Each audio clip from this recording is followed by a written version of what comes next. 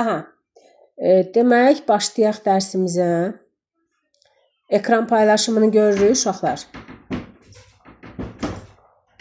Bəli. Aha.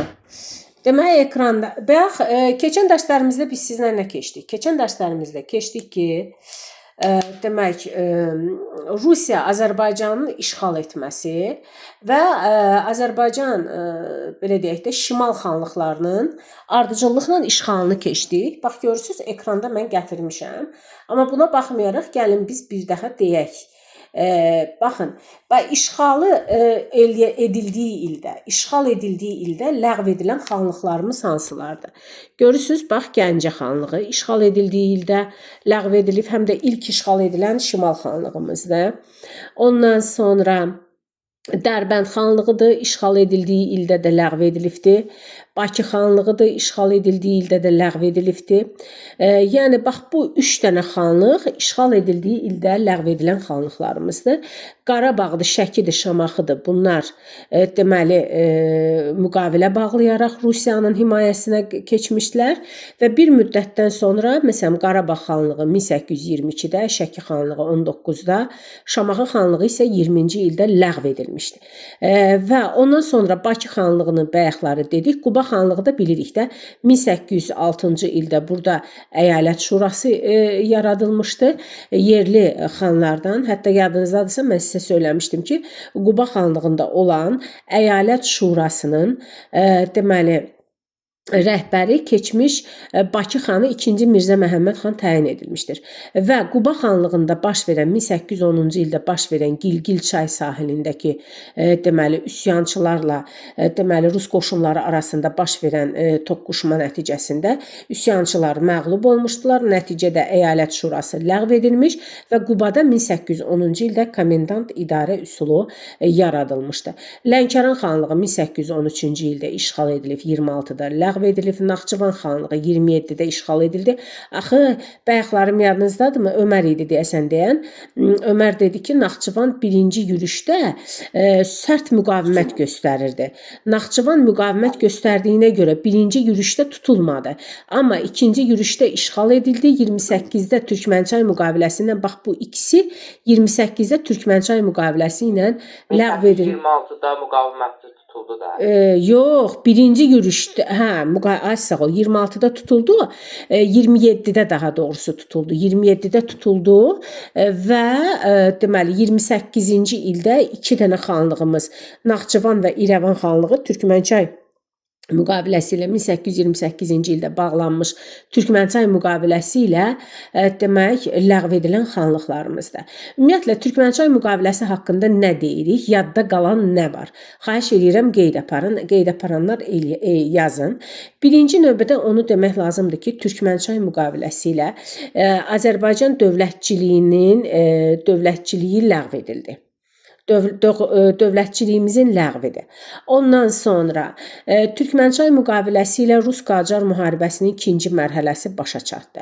Türkmənçay müqaviləsi ilə müstəqilliyini qoruyub saxlamış olan, birinci yürüşdə qoruyub saxlamış olan İrəvan və Naxçıvan xanlıqları işğal edildi.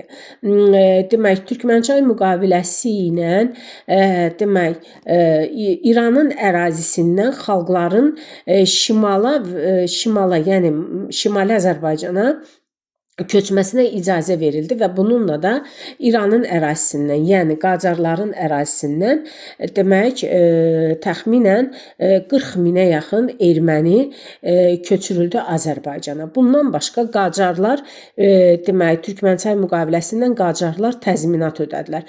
Məsələn, birinci mərhələni başa çatdıran hansı müqavilədir? 1813-cü ildə Gülüstan müqaviləsidir. Gülüstan müqaviləsində təzminat yoxdur uşaqlar. Qacar ikinci şeydə isə təzminat var. İkincidə təzminat var, amma birincidə təzminat yoxdur. İkincidə, yəni ikinci müharibənin yekunu olan Türkmənçay müqaviləsinin 6-cı maddəsində deyilir ki, demək, Qacarlar dövləti Rusiyaya deməli təzminat ödəməlidir və sonra biz görəcəyik ki, bax bugünkü dərsimizdə keçəcəyik ki, həmin təzminatın hesabına Azərbaycan ərazisinə köçürülmüş ermənilərə maddi dəstək göstəriləcəkdir. Erməni 6 il bütün vergilərdən azad ediləcəkdir və onlara burada öz şəraitini qurmağa yardım ediləcəkdir. Bundan başqa, uşaqlar, biz burada bu 3 dənə xanlıqdan danışdıq. Bu 3 dənə xanlıq digər bu xanlıqlardan nə ilə fərqlənir? O ilə fərqlənir ki, Qarabağla Şəki xanlıqları Kürəkçay müqaviləsi imzaladılar. Kürəkçay müqaviləsi kim deyər? Neçənci ildədir? Kürəkçay. 1829. Arada bir ekrana bax, başın batmasın. 1805-ci ildə, nə 29, hə? 29-da Ədirnə müqaviləsidir. Kürəkçay müqaviləsi Ədirnə müqaviləsi 1805-ci il, belə 29-cu ildədir. Kürəkçay müqaviləsi 1805-ci ildədir. Kürəkçay müqaviləsinin imzalanması ilə Qarabağ və Şəki xanlığı Rusiyanın himayəsini qəbul elədi. Bu baş verdi may ayında. Yalnız bir həftə fərqlə. Birinci Qarabağdır, 1805-ci ilin may ayının 14-də. İkinci isə Şəki xanlığıdır və ən axırda dekabrda bəli Şamaxı xanlığını deməli asılı vəziyyətə saldı. Və beləliklə öz xoşu ilə, öz istəyi ilə Rusiyanın himayəsinə keçən xanlıqlarımız Qarabağ, Şəki və Şamaxı xanlıqlarıdır. Bəli, bəyəxlarım, deməli biz sizlə orada bəli. Buyur, eşidirəm. Cənubda qalan xanlıqlar hansılardır indi? Harda qalan?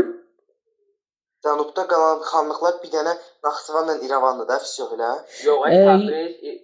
Yox, cənub xanlıqlarımız əlbəttə ki, onlar deyil. Cənub xanlıqlarımız Urmiyadır, Təbrizdir, Ərdəbildir. Hansı ki, cənub xanlıqlarımızdan məsələn Təbriz var ki, Təbriz neynədir? Təbriz ikinci yürüşdə 1827-ci ildə işğal edildi və müvəqqəti idarəçilik yarandı Təbrizdə. Və Təbriz deməli özdə ikinci Rus-Qacar müharibəsindən fərqli olaraq, birincidən fərqli olaraq ikinci Rus-Qacar müharibəsində cənub xanlıqlarımız da işğal edildi ruslar tərəfindən. Yəni birinci Rus-Qacarda deməli cənub xanlıqlarımız işğal olunmamışdı. Amma ikinci Rus-Qacarda demək cənub xanlıqlarımız da işğal olunmuşdu. Ondan başqa məsələn bizim bu Şəki xanlığımız var da, yadınızdadırsa 1805-ci ildə Rusiyadan öz demək razılığı ilə, öz istəyi ilə Rusiyanın himayəsini qəbul elədi. Lakin 1819-cu ildə Mədətov tərəfindən deməli Şəkinin sonuncu xanı İsmayıl xan zəhərləndirilərək öldürülür. Yəni Səlim xan necə qorxurdu ki, ruslar onu da öldürərlər, amma ona qismət olmadısa da İsmayıl xana qismət oldu və 1819-cu ildə sonuncu Şəki xanı zəhərlənərək öldürüldü və 19-cu ildə Şəki xanlığı ləğv edildi. Şəki xanlığının ləğv edilməsi ilidir. Ondan sonra 1820-ci ildə Şamaxı xanlığı ləğv olundu, 26-da Talış xanlığı da deyirik biz ona, Lənkəran xanlığı da ləğv olundu.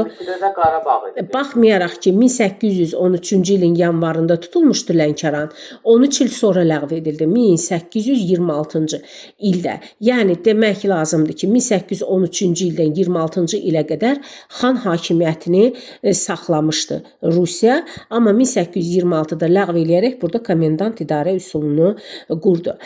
Burada iki dənə xanlığımızın vəziyyəti çox gərgin idi, acınacaqlı idi. Niyə? İrəvanla Naxçıvan. Kim deyə bilər niyəsini? Niyəsini kim deyə bilər? Ora eləcə hücum edirdilər, amma tutanmırdılar. Yox, kim deyə? Yox. İkincidən sonra, Türkmənçaydan sonra İrəvanla Naxçıvan xanlıqlarının vəziyyəti daha acınacaqlı idi. Niyə? Tuturlar oranı, orada divan tuturlar da. Yox. Çünki erməni vilayəti yaradılmışdı burada.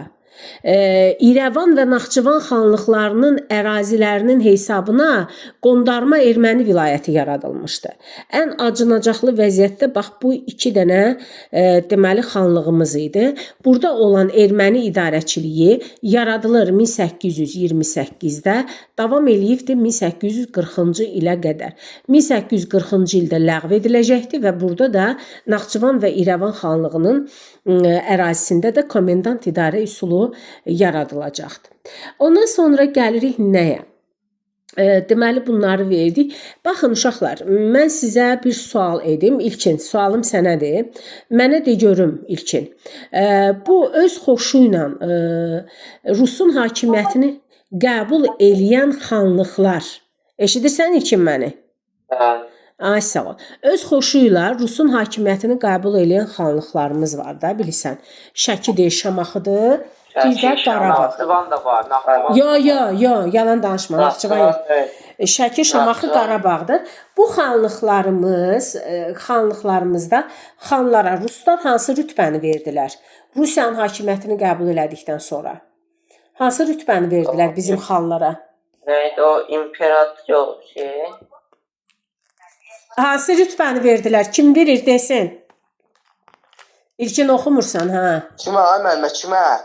General rütbəsi verdilər. Nəhlət kör şeytana sənə. Fikrin dərsdə deyil sənin. İnternet biraz zəifdir, səssiz qırıla-qırıla gəlir. İnternet zəifdir, evdəkilərə denən internetini bağlasın. Deməli, bu 3 dənə xanlıqlarda xanlara general rütbəsi verildi və onlara hətta bir xanımıza imperator zəmanəti verilmişdi. O hansı xanımız idi elə? Kim deyə bilər? Qarabağ. Ay sağ ol, Qarabağ hansı xan? Adı var. İbrahim, yo. Hə, bəli, İbrahim Xəlil xan. Bəli, düzdür, doğrudur. İbrahim Xəlil xanımıza demək imperator zəmanəti verilmişdi. Yaxşı, siz indi burada diqqət eləyin ekrana uşaqlar. Burada nəyə baxırıq? Komendant idarə üsulunda idarəçiliyə baxırıq. Komendant idarə üsulunda idarəçiliyə baxırıq. Nədən ibarətdir bu idarəçiliyimiz? Demək, baxaq. Diqqət eləyək. Bu niyə çəkilmir sağa doğru? Bizi dəqiqə uşaqlar. Bizi dəqiqə mumsatca həll eləyəcəm. Darıxmayın. Aha. Diqqət eləyin ekrana. Demək, Rusiya Azərbaycanı işğal etdikdən sonra burada yaratdığı üsul idarə komendant idarəsi adlanır. Komendant üsulu. Komendantı kim təyin eləyirdi? Bax, diqqət elə uşaqlar. Buradakı hakimiyyətin ardıcıllığına diqqət eləyin. Deməli, başda durur imperator. Yeri gəlmişkən soruşuram sizdən. Rusiya nə vaxtdan imperiya adlanmağa başlayıbdı? Kim deyə bilər? 1801 yox. Xeyr. 18-ci əsrdə. Yazıram bura. Kim görür? 1721. Bəli, 1721 Niştat sülhü ilə. Birinci Pyotr imperator rəqəmi aldı. İmperator ləqəbi aldı. Çünki Şimal müharibəsində qələbə qazanaraq Niştat sülhünü bağladı. Niştat sülhünü bağladıqdan sonra onun başına imperator tacı qoydular və bununla da Rusiya imperiya çevrildi. Deməli, Rusiya 1547-ci ildən Çarlıq adlanıbdı. Çarlıq və dövlətin başında duran adam. Qeyd aparırsınız. Dövlətin başında duran adam Çar adlanıbdı 1547-dən 1721-ə qədər. Amma 1721-ci ildən düz axıra qədər 1917-ci ilə qədər imperiya adlanıbdı uşaqlar, imperiya və onun başında dayanıbdı imperator. Qeyd apardınız? Və yeri gəlmişkən söyləyim ki, Rusiyanın ilk çarı demək olubdu. Deməli, İvan, 3-cü İvan 1547-ci ildə deməli çar titulu qəbul etmişdi. 3-cü İvan yox ya, 4-cü İvan. 4-cü İvan 1547-ci ildə çar titulu qəbul eləyərək demək çar olmuşdu. Düz demək Rusiyanın birinci çarı 4-cü İvan, birinci imperator isə 1-ci Pyotr olmuşdu. Demək, İmperator təyin eləyirdi Qafqazın baş hakimini. Uşaqlar, diqqət eləyin. Qafqazın baş hakimini. Qeyd yaparsınız. İndi riski deyəcəm, dəftərlərinizi göstərin. Qafqazın baş hakimi. Qafqazın baş hakimi haranı idarə eləyirdi? Tək Azərbaycanı yox ha. Bütöv Qafqazı. Yəni Qafqazın özü hansı Qafqazdan söhbət gedir? Cənubi Qafqazın. Cənubi Qafqaza da indiki Erməni, Gürcü və Azərbaycan dövlətləri daxil edilir. Cənubi Qafqazın baş hakimi isə təyin eləyirdi komendantı. Deməli, Qafqazın baş hakiminin səlahiyyətlərində olan deməli vəzifələri nədən ibarət idi? Əvvəla Cənub Qafqazın ali idarəsinə başçılıq eləyirdi bu adam. Deməli, imperator tərəfindən təyin edilirdi. Rus qoşunlarının, hansı Rus qoşunlarının? Əlbəttə ki, Cənubi Qafqaz ərazisində olan Rus qoşunlarının ali baş komandanı idi, komandanı idi. General qubernator idi, vilayət rəisi idi. Çarın fərmanı ilə Ruslardan təyin edilirdi. Nəinki Ruslardan, hətta yəni bizim millətdən olmayan, bu Gürcü də ola bilərdi, Erməni də ola bilərdi, Rus da ola bilərdi. Onlardan təyin eləyirdi. Yeri gələndə Cənubi Qafqaz baş hakimi təyin eləyirdi komendantı. Komendantın səlahiyyətində olanlar, hələ baxın. Bax çox diqqətlə izləyin. Komendant haraları idarə eləyirdi? Bax, oxları görürsüz, bu komendantdır. Buradan çıxan oxlara baxın. Əyalətləri, dairələri və distansiyaları idarə eləyirdi. Bir də deyirəm, əyalət, dairə və distansiyaları idarə eləyirdi. Bizim əyalətlərimiz hansıları idi uşaqlar? Əyalətlərimiz deməli 2 dənə əyalətimiz var idi. Bax, əyalətlərimiz 2 dənədir. 1-2. Birincisi müsəlman əyalət rəisliyi. Müsəlman. Bunu biz necə yadımızda saxlayacağıq? Çox asan bir yolunu sizə deyəcəm, yadınızda saxlayacaqsınız. Müsəlman əyalət rəisliyi. Bir də var hərbi dairə rəisliyi. Hərbi dairə rəisliyi. Qulaq asırsınız? Hə? Bəli. Mən nə dedim axırıncı söz? Ömər. Hərbi dairə rəisliyi. Ay, sağ ol. Hərbi dairə rəisliyi. Demək, müsəlman əyalət rəisliyinə bilirsiniz hansı xanlıqlarımız daxildir? Rusiya ilə öz xoşuna Rusiyanın himayəsinə keçən xanlıqlarımız hansılardır bunlar? Qarabağ, Şəki, Şamaxı, ondan sonra Şamaxı, bir də Lənkəran. Bax, bunlar aid idi müsəlman əyalət rəisliyinə. Amma hansı xanlıqlarımız ki, mübarizə apardılar, bu xanlıqlarımız hərbi dairə rəisliyinə aiddir. Bakı, Quba, bir də Dərbənd. Deməli, hərbi dairə rəisliyinin mərkəzi Dərbənd şəhəri idi. Müsəlman əyalət rəisliyinin mərkəzi Şuşa şəhəri idi uşaqlar. Yadınızda qalsın. Deməli, əyalətimiz neçə dənə oldu? 2 dənə əyalətimiz oldu. Müsəlman əyalət rəisliyi, hərbi dairə rəisliyi. Bura müsəlman hərbi rəisliyimizə daxildir. Qarabağ, Şəki, Şuşa, Şamaxı, Lənkəran. Hərbi dairə rəisliyimizə daxildir. Bakı, Quba, Dərbənd. Hərbininki mərkəzi Dərbənd idi, müsəlmanınki mərkəzi Şuşa idi uşaqlar, Şuşa idi. Demək, ondan sonra gəlir bizim deməli dairəmiz. Dairəmiz neçə dənə idi? Dairəmiz 2 dənə dairəmiz var idi uşaqlar. 2 dənə dairəmiz var idi. Bu dairələrimiz hansılardır? 1, 2 dairəmiz. Carbalakən dairəsi. Bir də Yelizavetpol, yəni bizim sizlə yaşadığımız şəhərimiz. Yelizavetpol, yəni Gəncə demək dairəsi. Distansiyalar hansılardır? Distansiyalar daha xırda bölgü idi. Distansiyaya daxil idi Qazax, bizim bu məşhur Qazax, Şəmşədil, bir də Borçalı daxil idi. Deməli, bu 3 dənə distansiyamız var. Qazax, Şəmşədil, Borçalı isə distansiyalar idi. Deməli, hər bir əyalət, ox çıxıb buradan gəlib. Hər bir əyalət bölünürdü mahala, mahal bölünürdü kəndə. Mahalı idarə eləyirdi naiblər, kəndləri idarə eləyirdi kəndxudalar. Yadınızda saxlayın. Amma komendant bunların hamısını idarə eləyirdi. Xüsusilə də əyalət, dairə, distansiya və mahalları. Hamısını idarə eləyirdi. Komendant baxırdı. Komendantın vəzifəsi nədən ibarət idi uşaqlar? Komendantın vəzifəsi ondan ibarət idi ki, ondan ibarət idi ki, demək, ondan ibarət idi ki, komendant demək, burada həm məhkəmə işinə baxırdı, həm vergini yığırdı, göndərirdi dövlətin xəzinəsinə. Yeri gələndə məsələn hərbi məsələlər tutalım ki, Səhra məhkəməsində baxılırdı da uşaqlar. Səhra məhkəməsi bilirsiniz nəyə deyilir? Hərbi tribunal. Hərbi məsələlərə Səhra məhkəməsində baxılırdı. Bir də görürsən ki, məsələn vətəndaşların məsələsinə də demək Səhra məhkəməsində baxılırdı və bu da çox acınacaqlı olurdu da.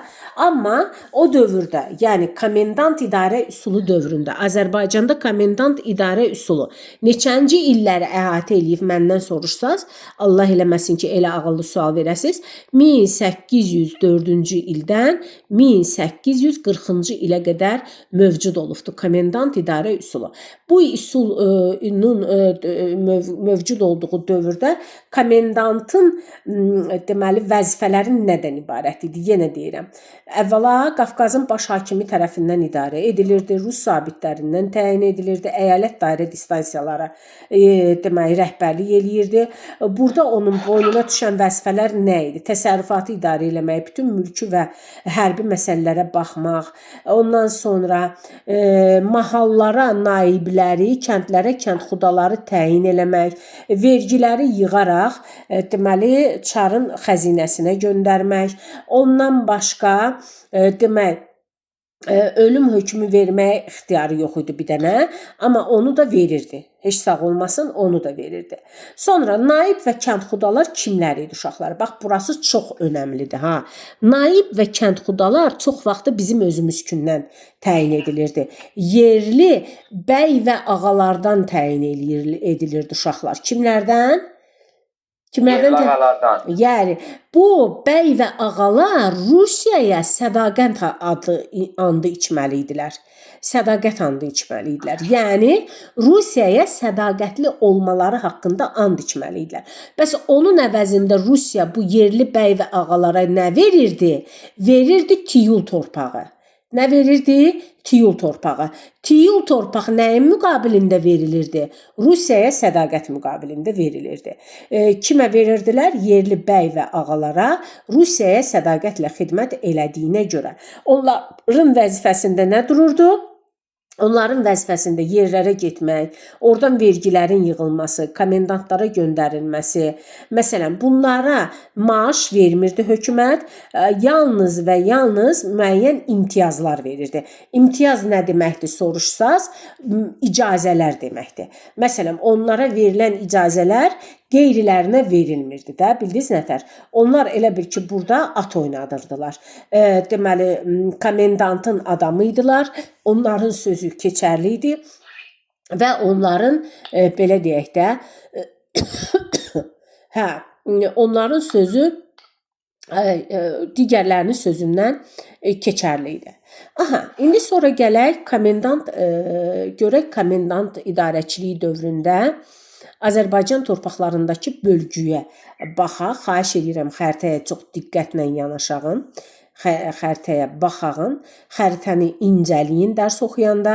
Çünki müəyyən şeylər var ki, kitabda yoxdur. Yəni yazının içində yoxdur, amma xəritənin içinə yazılır. Mən bunu sizə həmişə deyirəm ki, uşaqlar, xəritəyə olduqca diqqət yetirin. Deməli, burada xəritədə görürsünüz, burada əyalətlərin bölünməsidir. Əyalətlərə diqqət eləyirik. Baxın, Quba əyaləti var, Dərbənd əyaləti var, Şəki var, Şirvan var, Lənkəran var, Qarabağ var, Şəmşədil. Bax, bu Şəmşədil distansiyadır, Qazax distansiyadır, amma məntəqə sözü yazıblar. Borçalı distansiyadır, məntəqə yazıblar. Yəni, bax, bunlara çox diqqət yetiririk. Ondan sonra komendant idarəsi dövründə məhkəməyə baxaq. Bayaqlarım qeyd elədim. Məhkəmə nədən ibarətdir? Məhkəmə ondan ibarətdir ki, komendant həm də məhkəmə vəzifəsi var idi. Yəni burada məhkəmə iki yerə bölünürdü. Bu nə idi? Biri var idi Səhra məhkəməsi uşaqlar. Səhra. Səhra dedik ki, hansı işlərə baxırdı Səhra məhkəməsində? Kim? Hərbi işlərə baxılırdı Səhra məhkəməsində. Tribunaldır da, hərbi tribunal. Şəriət məhkəməsi isə yalnız kəbin talaq məsələsinə baxırdı. Kəbin talaq bilirsiniz nə deməkdir? Kəbin evlənməkdir, talaq boşanmaq. Bir də deməli bu kəbin talaq məsələsinə baxırdı da. Kəbin evləndirməkdir, talaq boşamaqdır. Yəni bax bu iki dənə şeylərə baxırdı. Bir də burada müəyyən xırda məsələlər var idi ki, vərəsəlik məsələsi, məsələn, bir də vərəsəlik məsələsinə baxırdı. Vərəsəlik məsələsinə bax. Qalan məsələlər Səhra məhkəməsində baxılırdı və bu da mülki məsələlərin Səhra məhkəməsində baxılması bu absurd məsələ idi ha. Elə bil ki, mən bir cinayət törətmişəm, Allah göstərməsin. Gedib bir dənə tutalım ki, bir pəncərənimi qırmışam, nə bilim bir maşınımı vurmuşam, nə qalmışam. Məni götürüb hərbi tribunala verirlər. Hərbi tribunal da götürüb hərbi qayda ilə məni mühakimə eləyir, yargısız infaz eləyirdilər. Və bu da nəyə gətirib çıxardırdı? Bu da xalqın içərisindəki narazılığa çatdırırdı. Çünki onlar bir də görsən anlamadan, dinləmədən ölüm cəzası da verirdilər. Sonra verginin yığılmasını iltizama verirdilər. Nə deməkdir bu uşaqlar? Verginin yığılması iltizama vermək. İltizama vermək. Siz kitabınızda belə bir cümləyə rast gələcəksiniz. İltizama vermək nə deməkdir?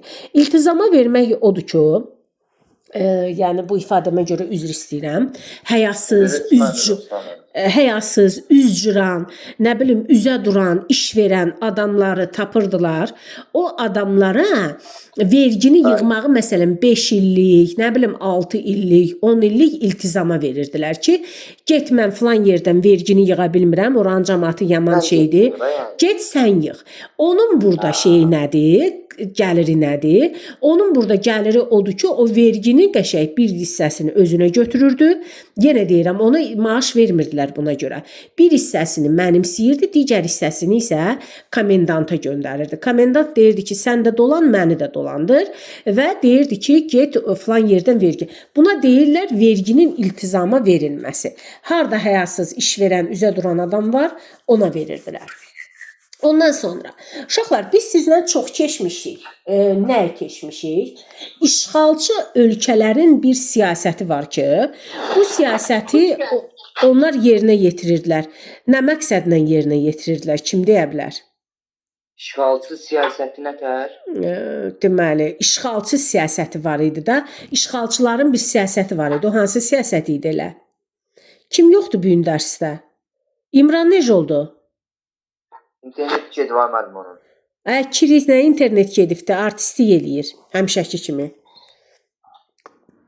Deməli, özü bilər, mən ondan dərsi soruşuram da, hünəri var bilməsin. Deməli, işğalçı ölkələr işğal etdikləri yerdə demək, köçürmə siyasəti aparırdılar, uşaqlar, köçürmə siyasəti. Bu siyasəti nə üçün aparırdılar, kim deyə bilər? Köçürmə siyasətini niyə aparırdılar? Deyə bilərsiniz, indiyənə qədər keçmişik biz bunu. Məsələn, birini mən deyirəm, bufer zona yaratmaq üçün. Bufer zona yaradırdılar. Bufer zona nə deməkdir? Bufer zona, qulaq as. Kimdə orada? Heç olmasa şeyinizi bağlayın. Dərsə qulaq asmısınız, o qədər şey olur ki burada. Aydın olur ki, siz dərsə qulaq asmısınız. Öz aləmindəsiz orada. Xeyr, ya müəllimə, mənim səsim də açıq olar. Aha, bufer zona yaradırdılar. Bufer zona nə deməkdir? Bufer zona, məsələn, bir yeri bu və ya digər səbəbdən, yəni hər hansısa bir səbəbdən iki ərazini bir-birindən ayırmaqdan ötürü yaradırdılar. Bufer zona. Bufer zonanı yaratmaq üçün isə hansı siyasətdən istifadə edirdilər? Köçürmə siyasətindən istifadə edirdilər. Köçürmədə də əlbəttə ki, burada baş rolda o oynayacaq Oskar mükafatlıq ermənilər baş roldadır. Sonra var ruslar, sonra var almanlar. Ay müəllim, bu alman burada nə gəzirdi? Rusu başa düşdük, cəhənnəm. Ermənini də başa düşdük. Bu alman nə əyaqda, alman nə əlaqə? O burada nə rədd olurdu, cəhənnəm olurdu. İndi gəlin bunlara bicə-bicə baxaq, tək-tək incələyək. Demək, erməniləri bildik. Ermənilər bir neçə dəfə, hətta illərini mən sizə saya bilərəm ki, ermənilər bura köçürülübdür. Düz 1441-ci ildən üzü bu yana, yəni Qaraqoyunluda Cahanşah, ondan sonra 1724-cü ildə 1-ci Pyotr ölmüş. Sonra 1804-cü ildə Çar 1-ci Aleksandr ölmüş. Sonra 1806-cı ildə Xoy xanı Şəkiyə köçürmüşdü. Sonra 1828-ci ildə Türkmənçay müqaviləsi. Ondan sonra İrandan, Türkmənçay ilə İrandan 1829-cu ildə Qarabağ nəymiş? Osmanlının ərazisindən Ədirnə müqaviləsi ilə Osmanlı ərazisindən köçürüldü. Yəni ki, bunları biz birlikdə sizlə keçmişik. Görün ermənilər nətər köçürülüblər, hələ baxın. Sonra görək ruslar. Ruslar bura niyə köçürülürdü? Ruslardan da bidətçi və təriqətçi rusları köçürdürdülər. Bidətçi, bidət sözü bizə hardan tanışdı aşıqlar? Biz bu bidət sözünü hardan bilirik? Bidətçi və təriqət. Ay qadan almışsan. Bəli. Bidətçi və təriqətçi ruslar köçür. Bidətçi odur ki, pravoslav dininə qarşı çıxırdılar. Yəni onların elədikləri özbaşınalığa qarşı çıxırdılar. Təriqətçilər də bilirsiniz də kimlərdir? Yəni dinin müəyyən qollarına etiqad edənlər idi. Bir sözlə Rusun başını ağrıdanlar. Rusa problem yaradanlar. Və bunu köçürtdü 1830-cu il 20 oktyabr fərmanı ilə. 20 oktyabr fərmanı ilə bidətçi və təriqətçi rusları köçürtdü. Deməli, nə vaxt? 1830-cu il 20 oktyabr fərmanı ilə. Bunu biz belə əzbərləyirik, yadımızda qalır. Bəs yaxşı, almanlar nə məsələdir bu? Gəlin, bax, bu daha maraqlıdır. Gəlin, bu almanlara baxaq. Almanlar burada nə gəzirdilər? Deməli, Avropada almanlar, nə bilim, digər xalqlar Napoleonun zülmündən bezmişdilər və Rusiyaya pənah gətirmişdilər. Rusiyaya pənah gətirmişdilər, qaçıb gəlmişdilər Rusiyaya. Almanlar qaçıb Rusiyaya gəlirlər və burada ruslardan kömək istəyirlər. Rus nə qayırır? Rus da ki, ondan kömək istəyən almanları 1817-1818-ci illərdə göndərir Azərbaycana. Azərbaycana göndərib harda yerləşdirir bunları? Yerləşdirir Şəmkirdə, yerləşdirir Yelizavetpol quberniyasında. 2 dənə yerdə. Bunlar Almanlar burada 2 dənə koloniya salırlar. Annenfeld, bir də Yellendorf. Yelizavetpolda Yellendorf, Şəmkirdə isə Annenfeld. Deməli, koloniyasını salırlar. Almanların bura gəlməsinin bizim üçün müsbət cəhətləri var. Nədir müsbət cəhətləri? Müsbət cəhətləri odur ki, əkinçilikdə, ondan sonra kənd təsərrüfatında müəyyən yeniliklər gətirdilər onlar. Məsələn, evlərin tikilməsində yeniliklər gətirdilər. Bugünkü gündə biz ki, evlər tikirik, altı padvallı, üstü çardaqlı evlər. Məsələn, xanlara gedibsiniz, Xanlara gedəndə o yolun qırağında eyni bir-birinin oxşarı əkiz evlər var. Taxtadan, çardağı taxtadan, belə balkonlu taxtadan qəşəng evlər var. Göyçək.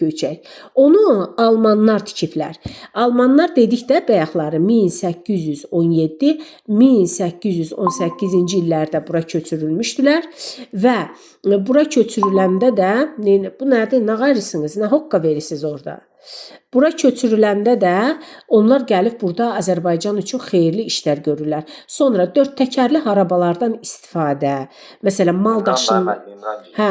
mal daşınmasında bundan qəşəng istifadə olunurdu. Ondan sonra bax belə müsbət cəhətləri var idi uşaqlar.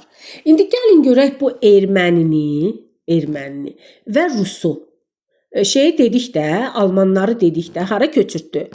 Deməli, köçürtdü Şəmkirə, bir də xanlara, indiki Göygöl ərazisinə, yəni Yelizavetpol yaxınlığında. Şəmkirdə Annenfeld adlı deməli koloniya saldılar. Yelizavetpol yaxınlığında, yəni Göygöl yaxınlığında isə Yellendorf koloniyasını saldılar. Və burada aşıqlar, gəlin baxaq görək ermənini hara, rusu hara köçürdülər. Gəlin baxaq sizlə. Burada demək Bizi dəqiqə mən burada şəkili çəkmişdim. Deyən görək necə oldu. Hə, butana. Deməli, baxın, çox diqqətlə baxsanız görəcəksiniz. Almanlar hara köçürülübdülər? Almanlar hara köçürülübdülər? Almanlar köçürülüblər Şəmkirə, Göygölə. Yəni Göygöl bizim bildiyimiz xanlara. Sonra ermənilər hara köçürülüblər? Ermənilər Naxçıvan, İrəvan. Bu məlumdur. Hətta bunların ərazisində qondarma erməni vilayəti qurulmuşdu. Qarabağ, Borçalı. Borçalı da indiki Gürcüstan ərazisindədir. Bax, bu 4 dənə əraziyə ermənilər köçürülüblər. Bir də deyirəm, Naxçıvan, İrəvan, Qarabağ, Borçalı.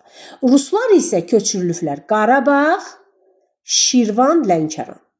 Hansı ruslar köçürülüblər? Bidətçi, təriqətçi. Nə vaxt köçürülüblər?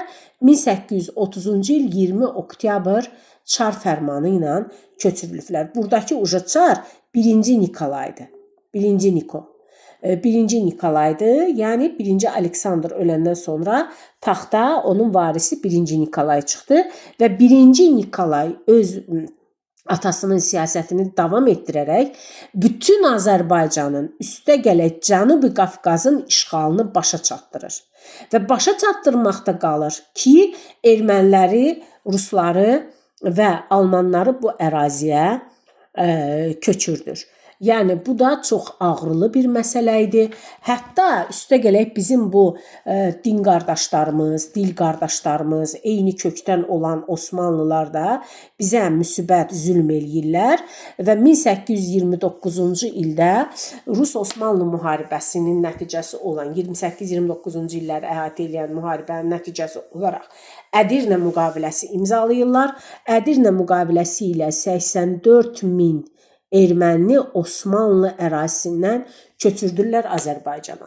Bütün bunlar, baxın, məntiqi sualdır. Bütün bunlar gələcəkdə Azərbaycan üçün nə ilə deməli şey olacaqdır? Nə ilə başa çatacaq? Nəyə səbəb olacaq gələcəkdə?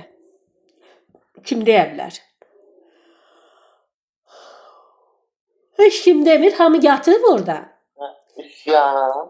Yox, gələcək bəlalarımızın əsası qoyuldu burada. Ermənilər durdular bizə Qarabağ iddiası irəli sürdülər. Dedilər, bu Qarabağ torpağı bizimdir, Zəngəzuru bizdən ayırdılar, Göyçə gölünü ayırdılar. Bu torpaqları bizim əllərimizdən aldılar. Burada nə qədər anklav ərazilər var. Anklav bilirsiniz nədir? Məsələn, Naxçıvanın Kərkə adlı anklavı var. Sonra Qazağın anklavı var. Qazağın Əskipara adlı anklavı var və s. Anklav ərazi bilirsiniz nədir? Düşmən torpağında hər tərəfi sənin düşmən torpağı ilə əhatə edilmiş sənin torpağın.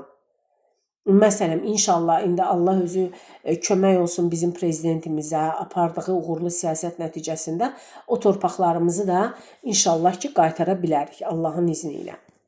Deməli, bu belə uşaqlar, bu məsələ yəqin ki sizə aydın oldu. Burada elə bir çətin heç nə yoxdur. Demək, davam eləyək biz. Demək, bu köçürmə siyasətidir falandır. Yəni komendant idarə üsulu dövründə idarəçilikdir və s.dir. Mütləq bunu yaxşı öyrənirsiniz ki, testlərdə də çaşmayaq. Sonra Azərbaycanın iqtisadi siyasətindən danışaq. Sizcə Rusiya Azərbaycanı işğal edərkən Azərbaycanın burada yeritdiyi siyasətin adı nədir? Rusiya burada hansı siyasəti yeridirdi? Hə? Məsələn, komendant idarə üsulu kimi. Yox. Onun bax o komendantdır, nə bilim bu zülmlərdir, köçürmədir falandır. Bunun ümumi adı nədir? Rusun yeritdiyi bu ümumi ad nədir? Siyasətin ümumi adı.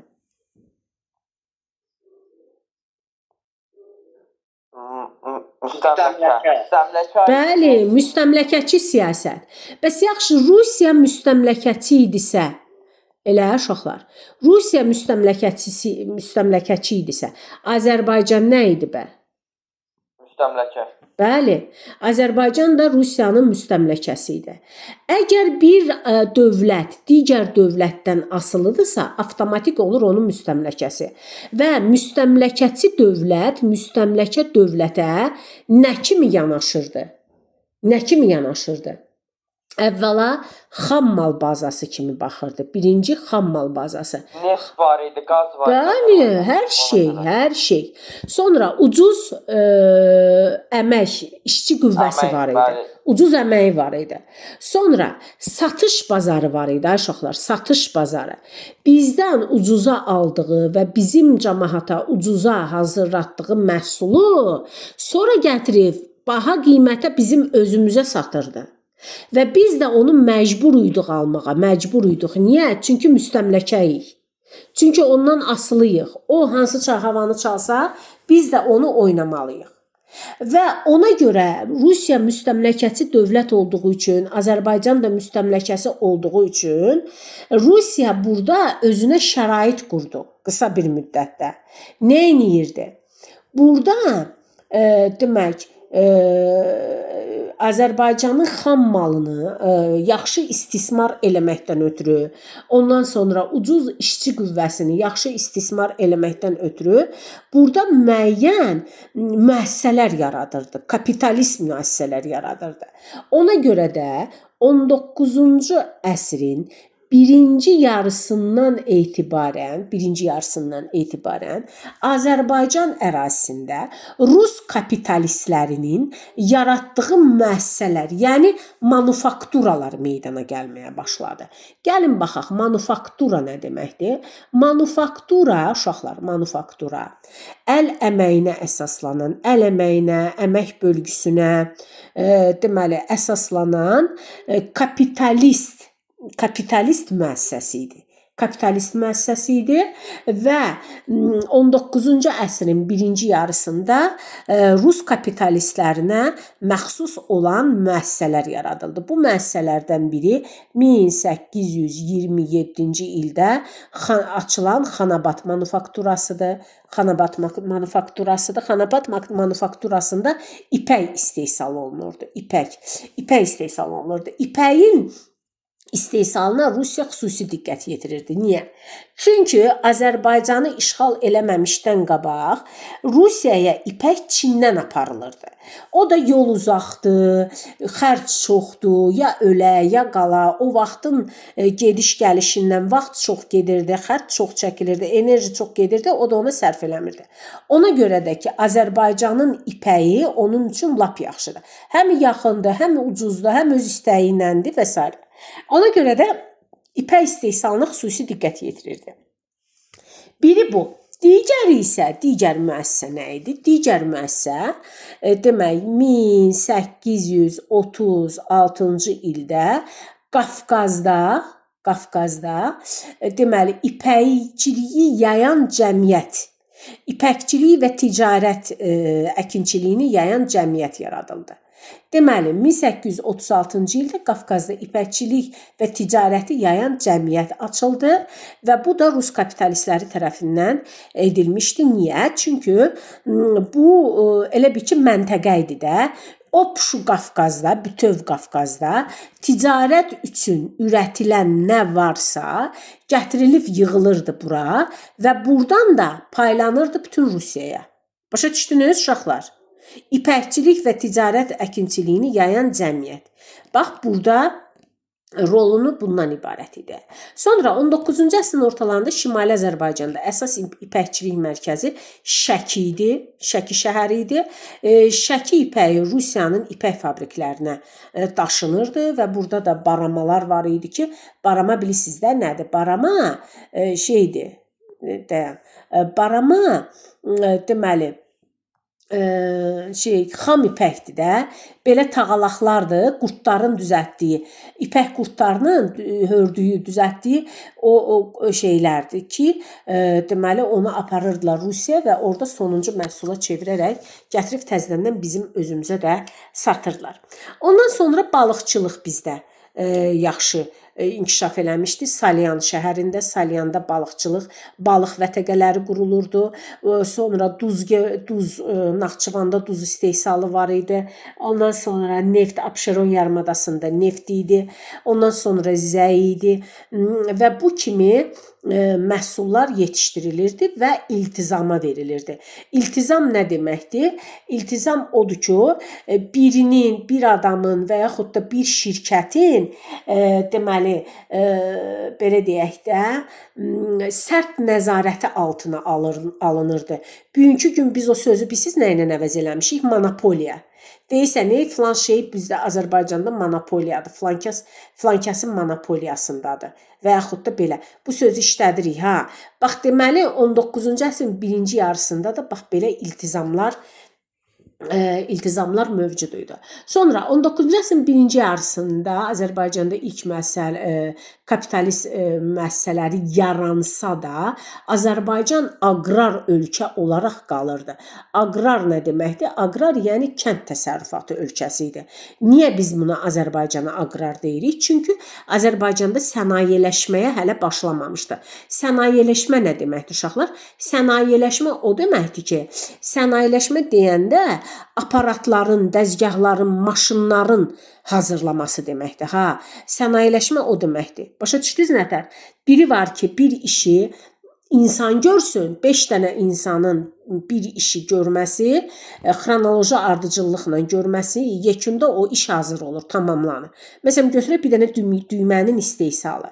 Bunu, məsələn, sümük unundan hazırlayırdılar, ondan balaca qəliflərə tökürdülər, ondan düymələri açırdılar, o birisi onu deşirdi, o birisi onu cilalayırdı, o birisi onu rəhləyirdi və s. Bax, bu neçə dənə insanın əl əməyindən keçirdi. Bir də var ki, dəzgahlar ixtira eləyirdilər və bu dəzgahlar bir dənə dəzgahlar 5 və ya 10 nəfərin işini təhcanına görürdü.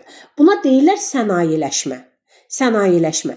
Amma Azərbaycanda kapital müəssisələri açılsa da Azərbaycan hələ də aqrar ölkəsi olaraq qalır. Nəinki Azərbaycan, elə Rusiyanın özü də aqrar ölkə olaraq qalırdı.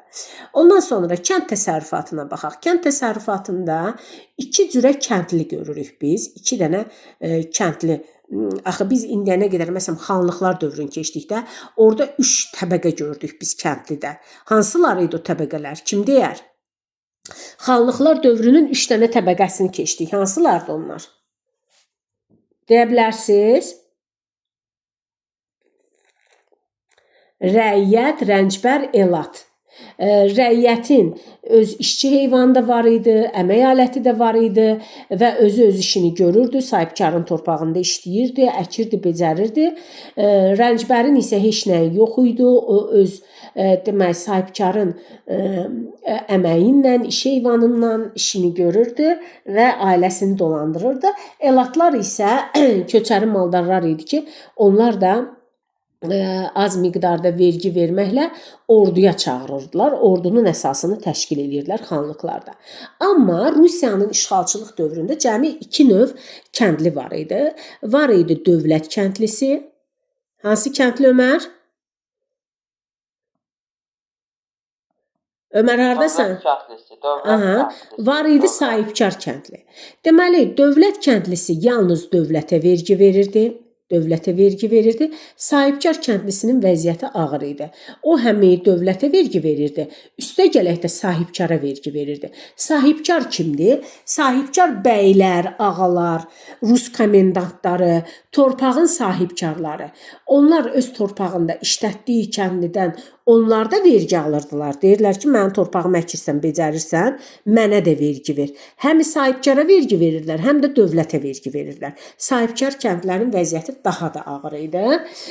Ondan sonra burada deməli Ruslar işğal eləyəndən sonra uşaqlar Azərbaycan ərazisini işğal eləyəndən sonra burada istəyirlər ki, bəylərin bu yuxarı zümrə hesab olunur da, bəydir, ağadır. Ondan sonra bu dindarlar idi, möminlər ki var idi.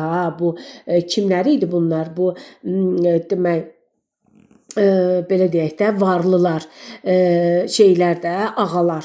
nə deyirik ay Allah, həmin o söz yadımdan çıxdı bax mənim.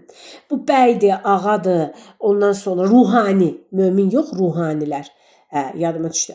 Bəy, ağadır, ruhanidir. Bunlar yüksək zümrə hesab olunurdu və həmin bu kəndlilər bu bəyə də, ağaya da, ruhaniyə də çox hörmət qoyurdular. Onların sözünü eşidirdilər, onlardan qorxurdular, çəkinirdilər, amma Rusu saymırdılar.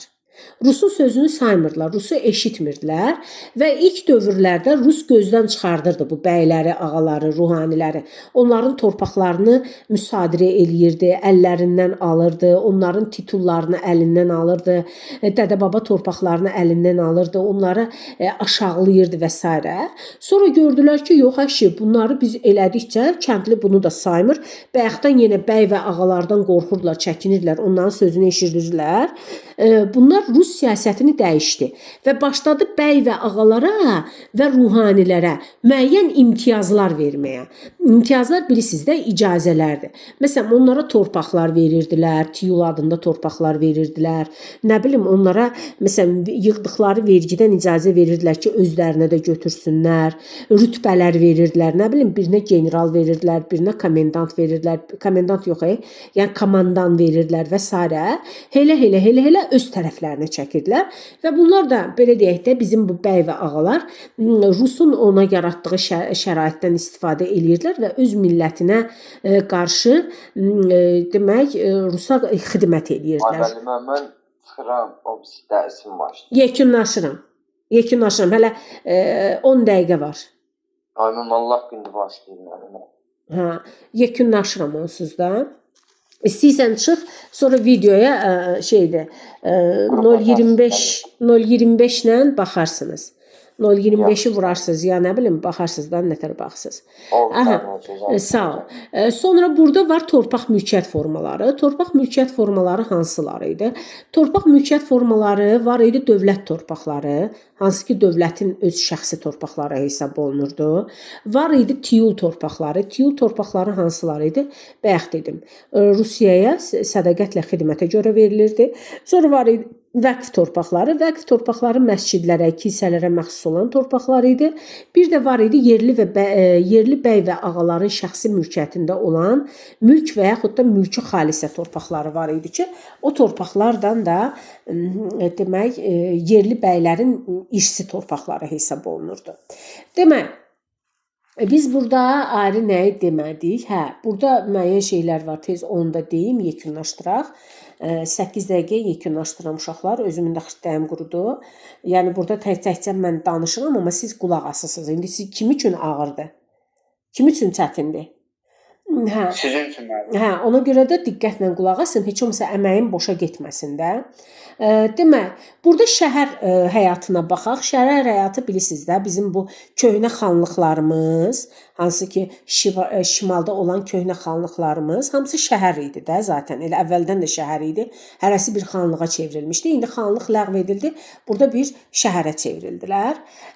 Zaten şəhər idilər. Bakıdır, Şamaxıdır, Dərbənddir, Şuşadır, İrəvandır, Naxçıvandır, Gəncədir, nə bilim mən, digər şəhərlərdir və bu şəhərlərin hər birində 10 mindən çox əhali yaşayırdı və bu yerli əhalilər nə bilim sənətkarlıqla, tacirliklə, yəni ticarətlə və s. ilə məşğul olurdular və çarizmin burada əhalinin içərisində də yeritdiyi bir siyasət var idi.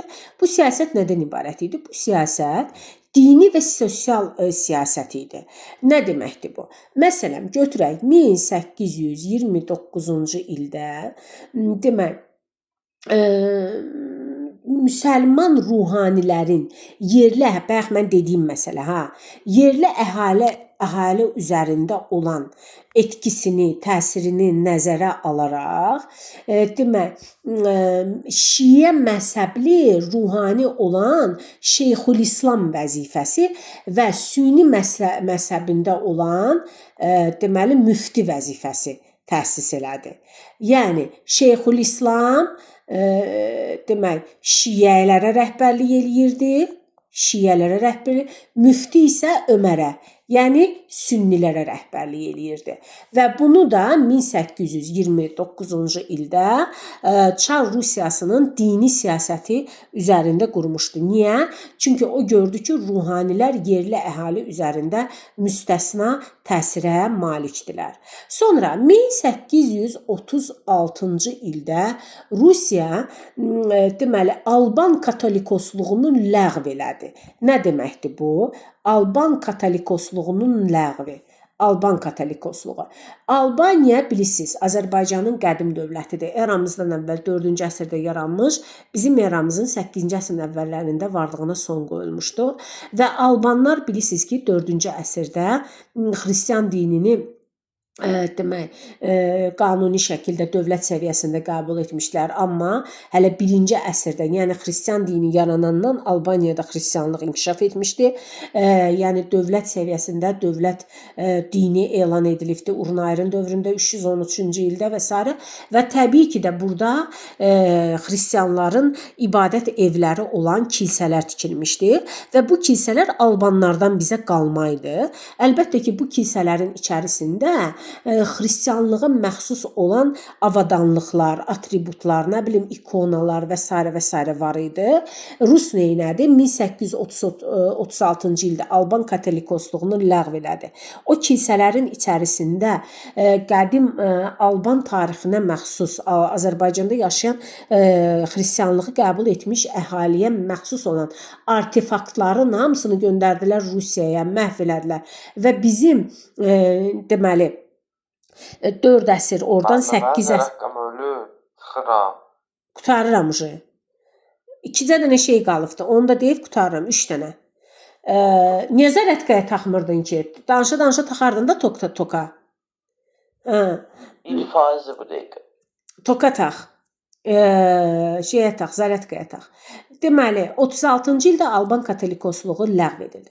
Sonra ən vacib məqamları da deyim, bununla da bitiririk. Yəni mən bunu sizi öyrənmə qaydasını öyrətsəm, siz asanlıqla bunu başa düşəcəksiniz. Burada Çar Rusiyasının 2 dənə fərmanı var. Ticarət rüsumları. Biri var yasaqlı. Biri var güzəştli. Yerlərini dəyişik yazdım. Güzəştli 1821-ci ildədir. Yasaqlı 1831-ci ildədir. Bunu biz necə yadımızda saxlayırıq? Güzəştli, bax bu sonuncu rəqəm var, 2-də 1.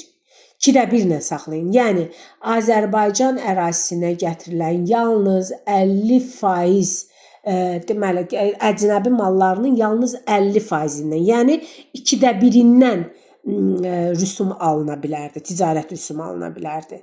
Sonra Rusiya gördü ki, bura olan bu güzəştli ticarətə görə yetən elə bura gəlir. Burada ticarət eləyir də, xaricdən ticarət gəlir və rüsum malı qalır, satılmır. Ona görə də bu fərmanı dəyişdirdi. 1831-ci ildə yasaqlı fərman verdi. Nə deməkdir? Bax burada 3-ü görürük. 1831. 3 yadımıza saxlayırıq. 3-cü ölkəyə aparılması qadağan olundu, yasaq olundu. Nə deməkdir bu? Azərbaycana gətirilən əcnəbi malların 3-cü ölkəyə aparılması qadağan oldu. Bu o demək idi ki, məsələn, bayaqdan tacir malını gətirirdi Azərbaycanda satmağa. Satını satırdı, sata bilmədiyini aparırdı Qacarlara, aparırdı Osmanlıya, aparırdı ora-bura, satırdı, ticarətini eləyib dolanırdı. Amma indi bu yasaqlı tarifdən sonra, yəni 3-cü ölkəyə aparıla bilməz məsələsindən sonra tacirlər artıq bura demək olar ki, gəlmədilər və yerli xalq demək rüsum malını almağa məcbur oldu. Qutarırıq, yekununcu sözümü deyirəm. Sonra 1836-cı ildə digər bir məsələmiz də var ki, daxili gömrük olan rəhdari vergisi ləğv edildi. Bu hələ xanlıqlar dövründən var idi daxili. Bilirsiniz də, xırda xanlıqlar idi. Bir xanlıq, məsələn, Şamaxı xanlığından bir tacir gedir Gəncəyə alver eləməyə. Gəncəyə gəlib, Gəncəyə girəndə orada Gəncənin gömrüyünə pul verirdi. Və yaxud da Gəncədən gedir Qarabağda alver eləməyə, gedirdi Qarabağa girməkdən ötürü vergi verirdi. Bax, o verginin adı rəhdar idi. Amma Rus bunu ləğv elədi. 1836-da ləğv elədi və bu da ticarətin inkişafına müsbət təsir göstərdi. Axırıncı məsələmiz də odur ki, 1843-cü illərdə Deməli Rusiya deməli bütün Azərbaycanda vahid ölçü çəkib pul sistemindən deməli tətbiqini haqqında fərman verdi və bu tətbiqdən sonra xanlıqlar dövründən qalma fərqli pullar, fərqli nə bilim şeylər aradan götürüldü və əsas məsələ natural vergini pul vergisi ilə əvəz elədi. Natural vergisi bilirsiniz də nədir? Bazarla əlaqəsi olmayan bir ticarətdir, amma pulun dövrəyə girməsi ticarətin, iqtisadiyyatın inkişafını yüksəltdi. Deməli ilə 1836-cı ildə olan hadisələrimiz hansı hadisələr oldu? Qafqazda ipəkçiliyi və ticarəti yayan cəmiyyət, ondan sonra rəhdari vergisinin ləğv edilməsi, bir də 1836-cı ildə Alban katolikosluğunun ləğv edilməsi. Bax bunlar demək harda qaldı? Demək nə deyirdim? 1836-cı ildə baş verən hadisələrimizdir. Belə uşaqlar, dərsimiz bu qədər. Mən elə başa düşürəm ki, mən çox aydın, çox qəşəng, ətraflı izah elədim. Kod sözlərlə sizə başa saldım. Ona görə də bu dərsin video kaydını YouTube kanalımda da qoyacağam. Oradan çünki paylaşmaq asan olur, yoxsa WhatsAppda getmir, böyükdür deyə getmir. Ona görə YouTube kanalımda paylaşıb deməli səhifəmdə WhatsApp qrupumuzda paylaşacağam. Girib dərsə qulaq